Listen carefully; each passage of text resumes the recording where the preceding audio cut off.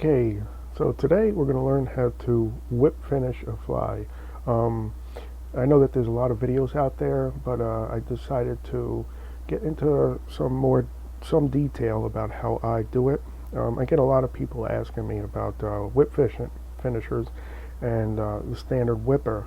This is actually the same whip finisher I had since I was a kid. I got it with my first kit from Cabela's many years ago, and probably the most mysterious whipper of them all. You don't really see many people using them. But the interesting, real quick to note about a whip is, as far as fishing knot goes, it's the same knot as a snell knot. The snell knot is probably the most important fishing knot out there. It reoccurs as this nail knot and several other knots. It's pretty neat. But again, we're going to be using a standard whipper, and basically this is how I do it. I'm sure there's other ways to use a standard whipper or any whip finisher. The concepts are basically the same. With this video, we're going to go over a few key points, and then later on we're going to look at what you may be doing wrong so you can go back and correct your work and whip finish your fly. It's important for smaller flies. Bigger flies, I just drop a half hitch in or two. And briefly, I'm just going to explain how I hold the whipper. And basically, I just hold it probably between my index and my ring finger or so. And you do that because there's a slight rotation, not much. But it's a gentle, soft touch, and just those first three fingers. Now, to start your whip, you really want to get a good base of thread. I already have a bunch of thread down there. This thread's important. It helps the thread dig in when you do your whip. And after you get that base of thread, you just want to do a simple half hitch. This half hitch is important. The half hitch is going to keep your whip finish from sliding back and forth as you tie it. You may not need it. You may need the half hitch, but I generally will drop a half hitch in before I start my whip. You can see it stops the thread from going back and forth. That's very important. To start our whip, generally we want to do about a whipper's length of thread I like to use. It's a little awkward in the video because camera's kind of close, but you want to get close to a little less than one whipper's length of thread to start. And now we're ready to start whip finishing, and let's get into it. Just want to reiterate real quick, it's important you put that half hitch in to keep your whip from sliding. The base of thread you can get away with, but that half hitch helps a lot. Okay, let's get started now and actually do the whip. Well, we're going to get started doing the whip. Okay, you want to start with, first concept is a number 4. You want to make a number 4 first, and you basically do this with your hooks. You got the bottom hook here, and you can see your top hook here. You want to slide that bottom hook on the top of your thread, the top hook on underneath the thread. I'm sorry you can't see that too well, but you can see it here. And from there, but you get that bottom hook over, under hook on top, and you make a number 4. You can't really see the number 4, it went away, I'll do it again. And from that you want to make a triangle. And you can see that half hitch is important. It's holding everything all in place where your whip's going to be. And you want a slight tension on the line. You can see I have a little bit of tension, and that spring helps maintain it. And you can also adjust it with your spool.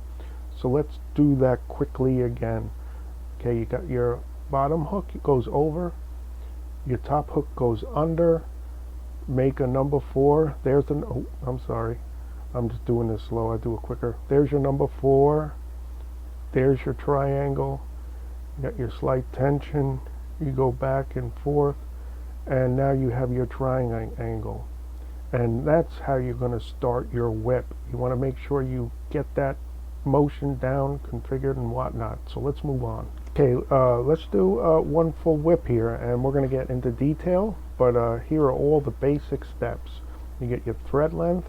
You make your number 4. There's the number 4. Quickly into a triangle. You have a nice tension. Then you go into your rotation, and I'm going to talk about this rotation in a little bit. You come around the eye of the hook, important. back under, bring your hook on top, slide your other hook up, and clinch down your whip. Let's get to it. So when you're whip finishing your fly, you're going to want to do more than one whip, probably about 4, 3, 5, depending on the size of your fly. But well, let's get to it. Again, hook over, and you want to drop that top hook under. You're going to go do your number 4. You're going to make your triangle there. You want to get some kind of tension, and you can see you can play with that. And we're going to see the whipper is about at 180 degrees. You see the tool at 180 degrees here, and we're going to keep that 180 till we get around to the other side of the hook. Then we're going to kind of slightly twist and turn to about 0 degrees, and then we're going to swing that whipper around. Not spin it, but we're going to move the whole whipper. And when we get around back to us, we're going to rotate again to 180 degrees and repeat. Other side, 180 to 0 degrees. You can see there's a slight twist. I'm doing it with my index and thumb and other fingers, and I'm also rotating that whipper. You got 180 to 0 degrees, 0 degrees, 180, and you back to 180 over to 0 degrees, holding that triangle. Oops, it slipped, but we recovered it. That happens. We'd had plenty of whips in there, and you want to tighten that up. And we're going to get into this in a bit more detail, and you see that's a good whip. It's not going nowhere. Let's talk about that angle some more. Okay, again, I'm going to talk about there's a swing. You're going to start at 180 degrees, and basically it's a swing and a rotate. So you start at 180 degrees, and you're going to swing and rotate to about 0 degrees. And basically you come around and you repeat that process again. So that's the basic motion of the whipper. It's a swing with a slight rotation with your fingers.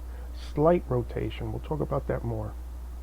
Okay, we're going to do another whole whip finish, and I want you to pay attention. And I mentioned keeping your eye on the top hook. But let's go from this to start to finish. You got your base thread, your half hitch that we're putting in here. And again, I want you to pay attention to the thread on the top of the hook. But we're going to go through all the steps real quick and slow. So you want to, make your number 4, bottom hook on top, top hook underneath the thread. Make your number 4 to your triangle. Maintain some slight pressure. And you're going to do your rotation, like I explained, your 180 to your 0 degrees or 0 degrees. Now look at the thread on the top hook. So the hook's facing me, hook's away from me, hook's to the right of me, facing me. Keep your eye on that hook, and that thread will stay in it. Finish your whip, bring that hook down, slide your whipper up, bottom hook out, bind that thread in good, and check your whip. Go back and forth. And that is not going nowhere, that's bound tight. But keep your eye on the hook. I'm going to briefly just talk about how to tighten your whip. So I'm going to do a quick whip over here. I'm going to do it slow. Number 4, triangle, swing around. You want to get that swing around. Get that hook on the top, release, slide up. And what you want to do is I kind of rotate my thread around and dig it in. Sometimes you'll hear a crunch in, and that's when you know you got it tight and really good. Next segment, I'm going to be talking about some important things also to remember, and things you may conflict. Now I'm reiterating and getting into detail about whip finishing your fly, and I'm hoping that at some point you have a eureka moment and all of a sudden it just sinks in and you get it. If you have to watch this again, and I made this so you can go back and forth and see what you're doing wrong. Even later we're going to go on, but in this segment I'm going to talk briefly the importance about going about the eye of your hook. Make your 4, your triangle, make sure that triangle goes around the eye of your hook. That slipped, so that's no big deal. That's one whip, and you can do 2, 3 more over that one, and that's just fine. But see that triangle? make sure that triangle goes around the eye of the hook. You want that eye of the hook is your fulcrum point. That's very important that that triangle goes around the eye of the hook. If it goes on top, under, you're going to blow your whip. Very important. Okay, some other important points to remember when whip finishing your fly with a standard whipper, or any whipper in that case, is tension and your half hitch. You want to maintain some tension, and this tension is maintained by the bottom hook of your whipper and your spool. You want to keep it tight, somewhat tight, not overly tight. You're going to cram it into, whoop, that slipped. And the reason that slipped is I didn't have a half hitch, and so we're going to drop a half hitch in now. And that's the importance of a half hitch. You can get away without a half hitch, I believe, if you have enough material. But especially if you're going to be tied onto a bare hook with no fiber or no thread, you probably want to put a half hitch in first. So that's important that you have that half hitch in your fly.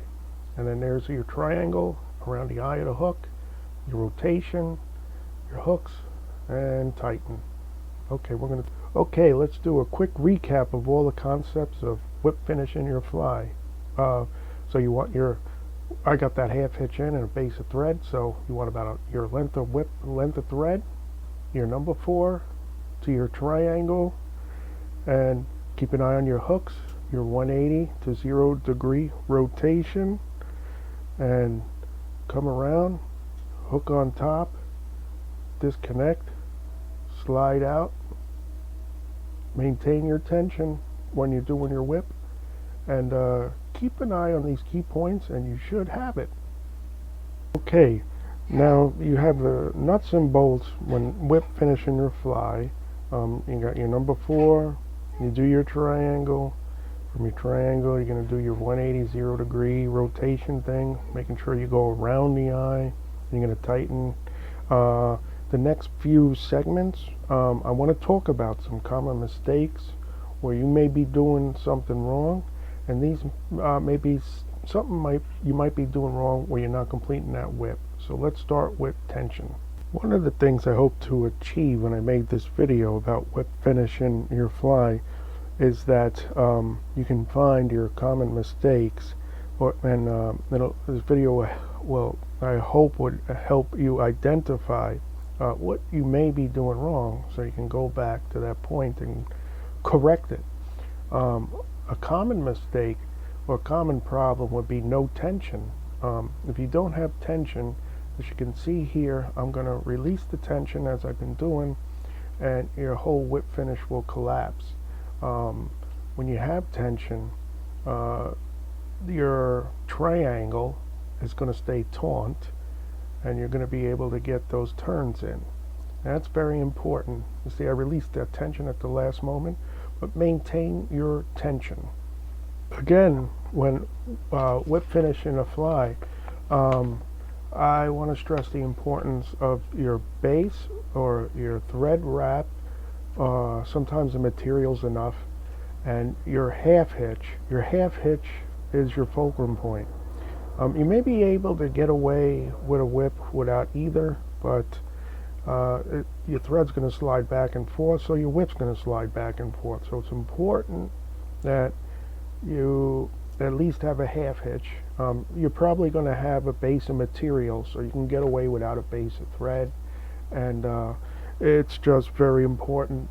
That half hitch, again, it's your fulcrum point, and it'll be extremely difficult to start it'll be more difficult to start a whip without these simple concepts of base and half hitch. So if you're not starting right, make sure you're doing this. When whip finishing your fly, you want to keep your eye on the top hook. This is extremely important. This is probably the point where most people blow their hooks. So you do not want that hook to face towards you. As you can see, everything's fine and dandy. Now if I swing my whipper around and I twist and turn my whipper, the line is going to release from the whole kit and caboodle.